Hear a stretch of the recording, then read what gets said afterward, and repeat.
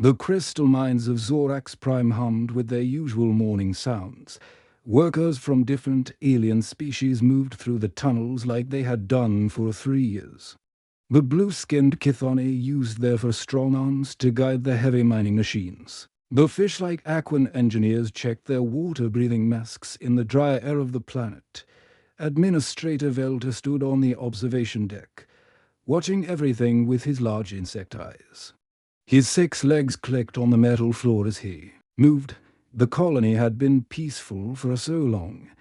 Different alien races working together, mining the valuable crystals that powered starships across the galaxy. It was not easy to manage so many different species, but they had found a way to live in harmony. That morning felt like any other morning. The first shift had just started. The mining equipment made its steady grinding noise as it cut through rock. Workers called to each other in a dozen different languages, but somehow they all understood what needed to be done. Velter allowed himself a small moment of pride.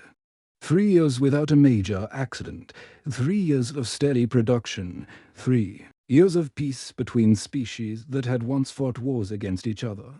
The pride lasted exactly 40 minutes. The sky above Zorax Prime suddenly tore open with a flash of light. A massive military transport ship called the Hegemon's Fist dropped out of hyperspace. But something was very wrong. The ship was spinning wildly, with fire and smoke pouring from huge holes in its metal hull. Emergency alarms began screaming across the colony as everyone realized the ship was going to crash. All workers, this is colony control. Velter spoke quickly into his communication device. His voice shook as he tried to stay calm. We have a crashed ship situation. Get the emergency teams ready and evacuate the northern mining area immediately. The transport ship hit the northern ridge of mountains with a sound like thunder. The ground shook so hard that mining equipment fell over in the tunnels below. Dust and rocks fell from the ceiling. Workers screamed as they ran for safety. But the crash was not the worst part. From the smoking wreckage came a sound that made every living thing on the planet freeze with terror. It was not the cry of an injured animal or the sound of twisted metal. It was a roar that spoke of pure rage and intelligence. It was the sound of something that had been built to kill, and now it was free. The thing that climbed out of the burning ship was like nothing most of the colonists had ever seen. It stood 12 feet tall on 4 massive legs. Its skin was black as space, covered in strange glowing implants that pulsed with electric light. Muscles moved under its armored hide like steel cables. Its head was long and wolf-like, but bigger than any wolf that had ever lived. Yellow eyes glowed with an intelligence that was almost human, but twisted with anger and pain. Velter knew what it was from the military reports he had studied. A devastator. A biological weapon created by the warlike Hegemony Empire. They were bred in laboratories to be the perfect soldiers, strong enough to tear through metal, smart enough to plan attacks, and programmed to feel no fear or mercy. The first security team reached the crash site in their armored vehicle. There were 6 of them, all experienced fighters carrying the colony's best energy weapons. They had fought off pirates and dangerous wildlife before. They thought they knew what they were dealing with. They lasted less than 3 minutes. The Devastator moved faster than anything that size should have been able to move. The security team's energy blasts hit its height and simply disappeared, absorbed by the strange black skin. Their vehicle's armor might as well have been made of paper. When the screaming stopped, there was nothing left but twisted metal and silence. Send backup teams, Velter ordered, but his voice was already losing its confidence. The second team lasted for minutes. The third team never even got close.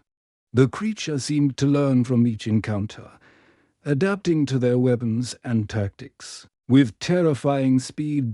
By afternoon, the Devastator had moved from the crash site into the outer areas of the colony. It was not just attacking randomly. There was a pattern to its movements, a horrible intelligence behind its actions. It was hunting, learning where the colonists liked to hide. Finding the weak points in their defenses, the evacuation ships had been called, but they would not arrive for 18 hours. The colonists huddled in the deepest parts of the mining complex, listening to the distant sounds of destruction as the creature moved closer to the main colony area. Energy weapons do not work, reported Chief Security Officer Nalvek, his four eyes dim with exhaustion and fear. The thing just absorbs the energy. Physical weapons bounce off its hide like raindrops. We have lost 12 security officers and 6 civilian workers. And it is still learning. Through the reinforced windows of the command center, they could see the Devastator in the distance. It stood in what had once been the market square, its massive head turning slowly as it smelled the air. It was tracking them, finding them, getting closer. The most terrifying thing was not its size or its weapons. It was the intelligence in those yellow eyes. This was not just a wild animal. This was a thinking, planning killer that had been designed by science to be unstoppable, and now it was free. The emergency meeting room buzzed with nervous energy as colony leaders gathered round the holographic display. Red dots marked where the Devastator had been spotted, creating a pattern that made everyone's stomach turn with fear. The creature was not moving randomly. It was hunting systematically, learning the layout of their home. "Tell me we have good news," Administrator Velter said to his security chief, though his voice suggested he already knew the answer. Chief Security Officer Nalvek's four eyes looked tired and defeated. "The energy weapons are completely useless. We hit the creature with enough plasma fire to melt a starship, and it just absorbed the energy like a sponge absorbing water. The thing actually seemed to grow stronger after we shot it." Dr. Hexoni, the colony's best scientist who studied alien life forms, pulled up more data on her screen. "We tried the sonic disruptors next. The high-frequency sound waves should have scrambled any living creature's nervous system. It worked for exactly 37 seconds. "What happened after 37 seconds? Asked mining supervisor Kexlow, his blue skin even paler than usual. "The creature adapted. Its brain somehow changed to block out the sound. When we tried the sonic weapons again an hour later, they had no effect at all. It was like the thing learned how to ignore them." Velter felt his hope sinking. Sonic disruptors had stopped every dangerous creature they had ever encountered on Zorax Prime. The fact that this thing could adapt so quickly was beyond frightening. "What about the pheromone bombs?" he asked desperately. "We tried those too," Nalvek replied. "The chemical compounds that trigger fear and submission responses in most biological creatures. We dropped 3 different types round the creature's location. It sniffed them once and then ignored them completely." Dr. Hexoni brought up a video recording on the main screen. "Watch this footage from Security Camera 7. See how the creature moves through the mining equipment storage area." They watched as the massive black shape moved between the heavy machines. Instead of destroying everything like a wild animal, the Devastator carefully examined each piece of equipment. It touched control panels with surprising gentleness. It seemed to understand what the machines were for.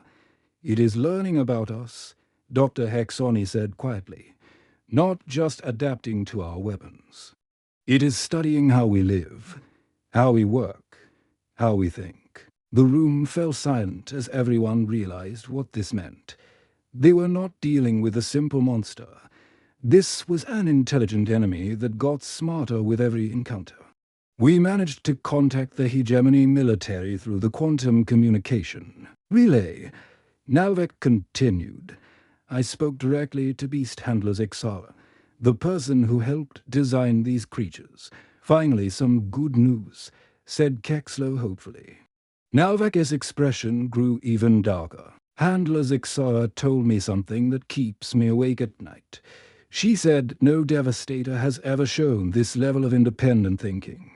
They are bred to be smart enough to follow complex battle plans, but not smart enough to question orders. They have built-in neural limiters that prevent them from evolving beyond their programming. Are you saying this one is broken? Velter asked. I am saying this one is different. Handler's Exari used a word that translates roughly to unprecedented in our language. She had no advice for us except to evacuate and call for a military backup. As if the creature had heard them talking about it, a tremendous roar echoed through the colony corridors. The sound was closer than before, much closer. Where is it now? Velter demanded, rushing to the security monitors. Main plaza, reported Technician Nixel from the communications station. It just walked through our defensive barriers like they were not even there. The electrical fences that would stop a charging Rhino Beast barely made it pause. On the screen, they watched the Devastator move through the central area of their colony. It stopped at the fountain in the middle of the plaza and did something unexpected. Instead of destroying the decorative sculpture, it sat down and appeared to be thinking. What is it doing? Whispered Kexlow. Dr. Hexoni studied the creature's posture through the camera feed. I am not sure, but look at its body language, the way it holds its head, the position of its ears. That does not look like aggressive behavior. Then what does it look like? Velder asked. The scientist was quiet for a long moment. It looks like confusion, like the creature is trying to figure something out but cannot find the answer. Another alarm began beeping insistently. Technician Nixel looked up from her station with panic in her eyes. The evacuation ships are delayed. Solar storm activity is preventing them from entering hyperspace safely. They will not arrive for another 24 hours. The room erupted in worried voices as everyone began talking at once. 24 more hours with this impossible creature stalking their home. 24 more hours of watching their friends and neighbors disappear one by one. We have to keep trying, Velder said. Though his voice lacked conviction, there has to be something that works, some weakness we have not found yet. But as they watched the Devastator rise from the fountain and begin moving toward the residential areas where families were hiding with their children, everyone in the room had the same terrible thought. Maybe some problems did not have solutions. The small research ship appeared on the colony's sensors like a tiny silver fish swimming through the vast darkness of space.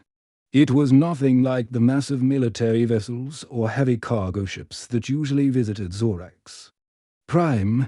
This ship looked almost fragile compared to the giant mining equipment that filled the colony's docks. Incoming transmission, announced Technician Nixel from her communications station. Her voice carried a note of surprise. It is from a human vessel.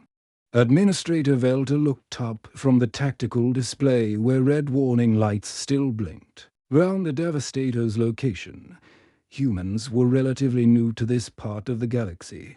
Most aliens still considered them to be an inexperienced species, barely worthy of attention. Put them through, he said, though his tone suggested he had little hope for help from such an unlikely source. The voice that came through the speakers was calm and professional. This is Captain Lee Jin-ho of the human research vessel New Horizon. We received your distress beacon and are requesting permission to dock. We understand you have a dangerous situation in progress. Velder studied the ship's registration data on his screen. Crew of 4, minimal weapons, primarily designed for scientific research rather than combat. Captain Lee, we appreciate your response to our emergency call. However, our situation requires serious military intervention. We have a class of biological weapon loose in our colony. This creature has already killed 18 of our people and cannot be stopped by conventional means. There was a brief pause before the human captain responded. Copy that. Administrator, we have a xenobiologist aboard who specializes in studying aggressive animal behavior. She has experience with creatures that others consider impossible to handle. We would like permission to try to help. Against his better judgment, Velter found himself curious about what these humans might offer. Everything else had failed completely. What harm could it do to let them try? Permission granted. Captain Lee, dock at Bay 12. But I must warn you that this situation is extremely dangerous. We have lost trained security personnel with military-grade equipment, understood. Administrator, we will be careful. 20 minutes. Later, the human crew walked through the docking bay doors. Velter was surprised by how ordinary they looked. Captain Lee Jin-ho appeared to be in his 40s, with short black hair and steady brown eyes that seemed to take in everything round him. He moved with the confidence of someone who had spent years traveling through dangerous space. Dr. Kim Min-ah, the xenobiologist, was younger than Velter had expected. She wore simple work clothes and carried a portable computer tablet. Her eyes moved constantly, studying the alien architecture and technology around her with obvious fascination. She seemed more interested in learning about the colony than in the deadly crisis they faced. Engineer Park Du-hyun looked like he could fix anything with spare parts and determination. His hands were stained with grease and his tool belt contained devices that Velter did not recognize. He kept glancing at the colony's equipment with the expression of someone who enjoyed solving mechanical puzzles. But the fourth crew member made everyone stop and stare. "This is my daughter, Hannah," Dr. Kim said, placing a protective hand on the shoulder of a small girl who could not have been more than 8 years old. The child had bright, curious eyes and seemed completely unafraid of being surrounded by so many different alien species. There was a child care problem at our last research station, and she had to come with us on this mission. Chief Security Officer Nelvek made a sound that his translator could not properly convert to any known language, but everyone understood it meant shock and disbelief. "Dr. Kim, you brought a child into this situation. We have a creature loose that has killed nearly 20 trained adults." Captain Lee stepped forward quickly. "She stays on the ship at all times. The New Horizon has excellent security systems. Dr. Kim, what do you need to know about our problem?" Dr. Kim immediately became all business, pulling out a tablet and connecting it to the colony's computer system. "I need to see all the data you have collected about this creature. Video recordings, biological scans, behavioral analysis, everything." While the adults began their serious discussion about neural patterns and genetic modification, young Kim Hannah quietly moved away from the group. She found herself drawn to the large observation windows that looked out over the colony.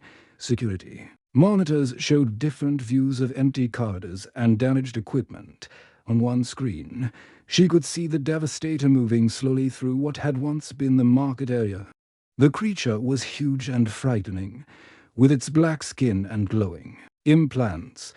But Hannah watched it with different eyes than the adults around her. She had grown up around her mother's research animals. Their home had always been filled with creatures from different worlds that her mother was studying or helping to heal. Some of them had been dangerous when they first arrived.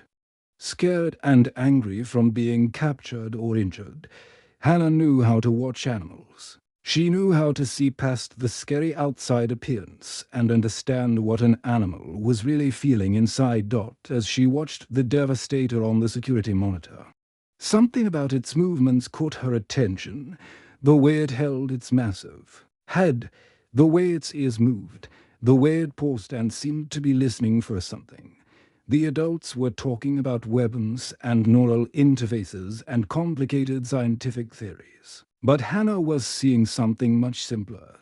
The scary monster that had everyone so frightened looked lost and confused, like it was searching for something it could not find.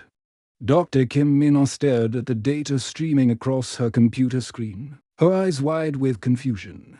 "These neural patterns are completely different from what I expected to see," she said to the group of alien administrators gathered round her.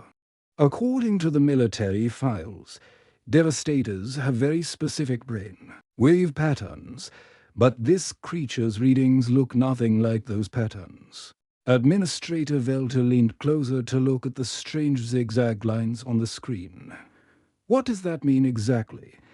I am not entirely sure yet, but look at this movement analysis. Dr. Kim switched to a different screen that showed a map of the colony with a red line tracing the creature's path. Everyone has been saying the Devastator is attacking randomly, but that is not what I see here. Captain Legion, who studied the map carefully. It looks like it is searching for something specific. But what could it be looking for? That is the mystery. Dr. Kim replied. Watch this security footage from yesterday. She played a video showing the massive creature standing in the middle of the colony's main street, instead of destroying everything in sight. The Devastator was turning its head slowly from side to side, as if listening for a particular sound. Chief, Security Officer Nelvek made a frustrated clicking sound with his mandibles. We have tried everything we can think of. Null dampeners, sonic disruptors, pheromone bombs, even calling in military experts. Nothing works. The creature adapts to every weapon we use against it. But that is exactly what interests me, Doctor, Kim said excitedly. The ability to adapt so quickly suggests incredible intelligence. Most biological weapons are designed to be smart enough to follow orders, but not smart enough to think for themselves. This one seems to be thinking independently. While the adults continued their technical discussion, young Hannah had been quietly watching the security monitors. She had found a chair that she could climb onto to get a better view of the screens. Her small fingers traced the movements of the Devastator as it appeared on different cameras throughout the colony. Something the adults were missing was obvious to her 8-year-old eyes. The creature was not hunting. It was looking for something, just like her mother had said. But more than that, the way it moved reminded Hannah of her pet dog back home, when it got lost in the big city park. The same careful movements, the same way of turning its head to listen, the same worried posture. On the main screen, she watched the Devastator approach a group of abandoned mining vehicles. Instead of smashing them like everyone expected, the creature sniffed each one carefully and then moved on. Its massive shoulders were hunched up, and its ears were pressed back against its head. Hannah had seen that body language before. It was not the posture of a hunter or a killer. It was the posture of something that was scared and confused. Mom, she said quietly, tugging on Dr. Kim's sleeve. Not now, sweetheart. The adults are having an important meeting. But Hannah persisted. Mom, I think the monster is lost. The room fell silent. All the alien administrators turned to stare at the small human child who had just interrupted their serious tactical discussion. Dr. Kim looked embarrassed. Hannah, please go back to the ship. This is not a place for children. But look at its ears, Hannah said, pointing at the security monitor, and see how it holds its shoulders. That is how animals look when they are scared, not when they are angry.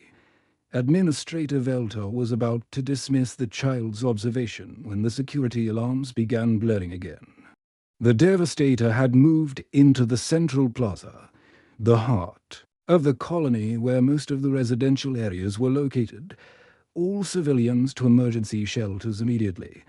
Nalvik announced over the communication system. The creature is approaching the living quarters. The adults rushed toward the command center to coordinate the emergency response. In the confusion, no one noticed that Hannah had slipped away from the group. She had been watching the security cameras for hours and had memorized the layout of the colony. More importantly, she had seen something in the creature's eyes on the monitor that the adults had missed because they were too busy being afraid. The maintenance tunnels that connected different parts of the colony were just big enough for a small person to crawl through. Hannah had noticed them during the tour of the facilities. They would take her directly to the central plaza without going through the main corridors where the adults would see her. 20 minutes later, she emerged from a service hatch near the fountain in the middle of the plaza. The area was completely empty except for emergency lights casting long shadows across the decorative stones. She did not have to wait long.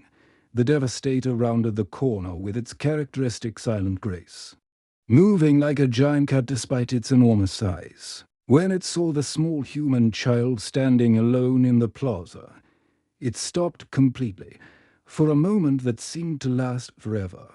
The genetically engineered killing machine and the 8-year-old girl looked at each other across the empty space. Hannah was not afraid.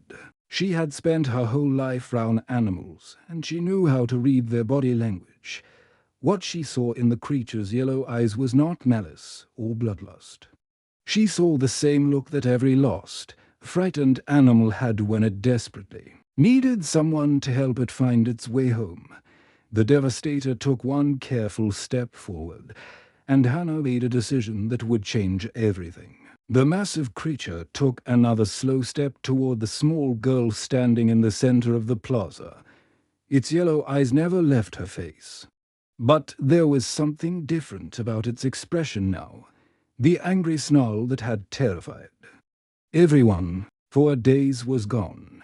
Instead, the Devastator looked uncertain, almost gentle. Hannah stood perfectly still, her heart beating fast, but not from fear. She had seen this same look in the eyes of injured animals that her mother brought home to heal. The look of something that had been hurt and did not know who to trust. The creature's ears were no longer flat against its skull in anger. They were pointed forward, listening carefully to every sound the little girl made. Its massive head tilted slightly to one side, the way a confused dog might look when trying to understand a new command. "It's okay," Hannah said softly, her voice carrying clearly across the empty plaza. "I know you're scared. I get scared too sometimes." The Devastator took another step closer. It was now less than 10 feet away from her, close enough that she could see the strange glowing implants under its black skin pulsing with soft light, close enough to smell the metallic scent of its armored hide. But instead of feeling afraid, Hannah felt sorry for the creature. She could see how its powerful muscles were tense with confusion and worry. She could see how its breathing was quick and shallow, like an animal that had been running for a long time and could not find a safe place to rest. "You don't know what you're supposed to do, do you?" she said gently. "Nobody told you the rules here. Nobody explained how things work." The creature made a sound that was not quite a growl and not quite a whimper. It was the sound of something trying to communicate, but not knowing how. Hannah had grown up with animals from dozens of different worlds. Her mother's research meant their home was always full of creatures that needed help or healing. Some were tiny and delicate, others were large and powerful. But they all had one thing in common when they first arrived. They were lost and needed someone to show them they were safe. The Devastator lowered its massive head until it was at the same level as the little girl. This close, Hannah could see that its yellow eyes were not cruel or evil. They were intelligent and sad, like the eyes of something that had been alone for too long. "You're not a monster," she said quietly. "You're just confused. You don't know what you're supposed to do because nobody is telling you." The creature's ears twitched at the sound of her voice. It moved even closer, until its enormous nose was only a few feet from her face. She could feel its warm breath as it sniffed her carefully, trying to understand what kind of being she was. Hannah remembered something her mother had taught her about working with frightened animals. The most important thing was to establish who was in charge, but not through fear or violence. Animals needed to know they could trust the person giving them directions. She looked directly into the Devastator's yellow eyes and spoke in the same firm, but gentle voice she used with her pets at home. Set. The effect was immediate and amazing. The creature that had terrorized an entire colony, that had adapted to every weapon used against it, that had been considered unstoppable by military experts, simply sat down. Its massive body settled onto the plaza stones with surprising grace. Its tail, which Hannah had not noticed before, curled around its feet. Its ears remained forward and alert, waiting for the next instruction. Good, Hannah said. Just like she would praise any animal that had followed a command correctly. You're a good boy, aren't you? The Devastator made a sound that was almost like a purr, deep and rumbling in its chest. It lowered its head further, until its nose was close enough for Hannah to touch. She reached out slowly and placed her small hand on the creature's snout. Its skin was warm and surprisingly soft despite the armored plates, the glowing implants. Pulsed more slowly now, as if the creature was finally relaxing. Hannah. Dr. Kim's voice echoed across the plaza as she and the others arrived, expecting to find tragedy. Instead, they found the most feared biological weapon in the known galaxy lying peacefully beside a small human child. The little girl looked up at her mother with a smile. Mum, I don't think he's a monster at all. I think he's just a really big dog who got lost and scared. Dr. Kim approached slowly, her scientific mind trying to understand what she was seeing. The genetic modifications, she whispered, they made it smarter, but they also made it need social structure. It needed someone to be its pack leader. Captain Lee Jin-ho shook his head in amazement. All this time, it wasn't looking for something to destroy. It was looking for someone to follow. Administrator Velter watched as other colonists began to emerge from their hiding places, their fear replaced by wonder. How did you know what to do? He asked Hannah. The 8-year-old girl shrugged with the simple wisdom that only children possess. He just needed someone to tell him he was safe. Sometimes the biggest, scariest animals are the ones who need the most love. The Devastator, hearing the gentle tone in her voice, closed its eyes and settled more comfortably on the plaza. Stones, finally at peace.